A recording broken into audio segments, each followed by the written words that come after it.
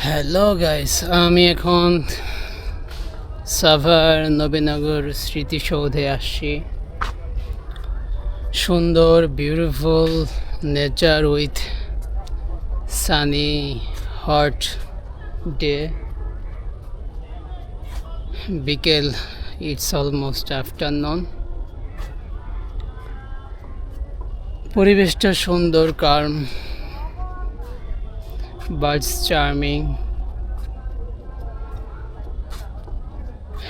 here and there, crowd, people,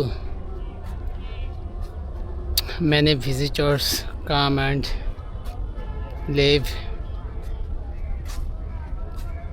এই প্লেসটা সকাল 9টা থেকে বিকেল অলমোস্ট 5টা পর্যন্ত ওপেন থাকে।